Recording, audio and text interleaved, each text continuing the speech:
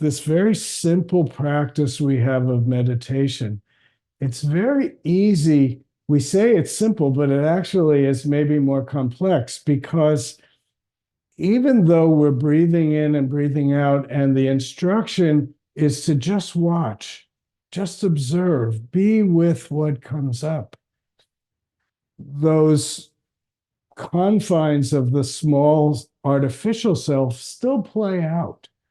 And if we're not careful, even in all of our spiritual work, we can still avoid what we need to experience in order to be fully alive.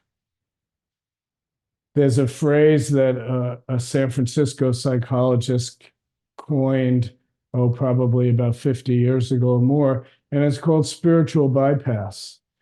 It's using your spiritual practice to avoid and ignore these vulnerable feelings that make us feel less than or bring up the fear of being attacked, all of the psychological reasons. And the danger is we can use our practice in order to bypass those feelings so that we can think we're real and invincible. But it's another game we play with ourselves.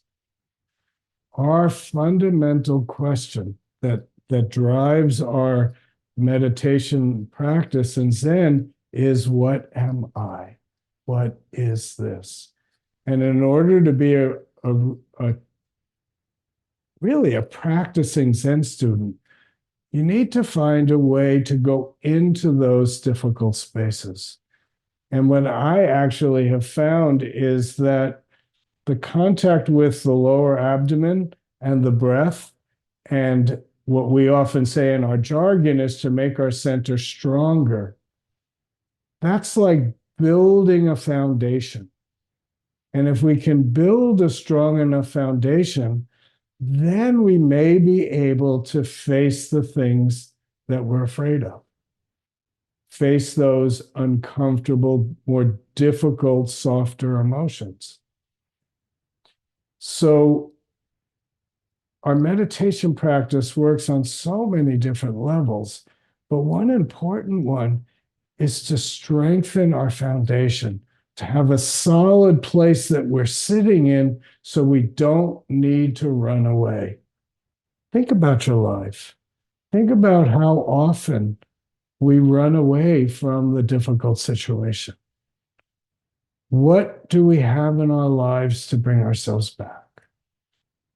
Zen practice can become one of those lifelines to bring ourselves back, to remember to ask these great questions. What is it right now?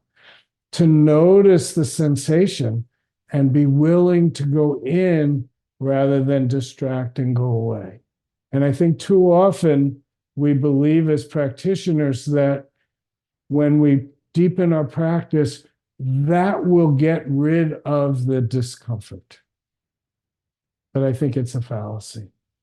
And I think, I heard myself say this line 2 weeks ago, that this again is a psychological interpretation, but that we put onto the image of the Buddha that which we think we should be and we're not enough of.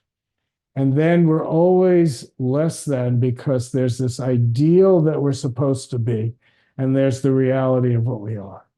And since we can't face the reality of what we are, we're always dancing around it and missing the point.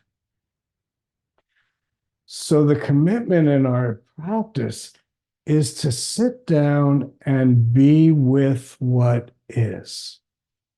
That's easy to say and hard to do. You really don't need a lot of instruction. All you need to do is stay put and don't bullshit yourself. Okay, now I just proposed 2 things that I think we're trying to say that these were easy and they're not so easy.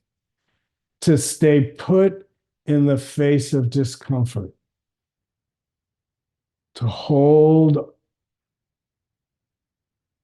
it's not really the right languaging, but what I was going to say, to hold on to your center.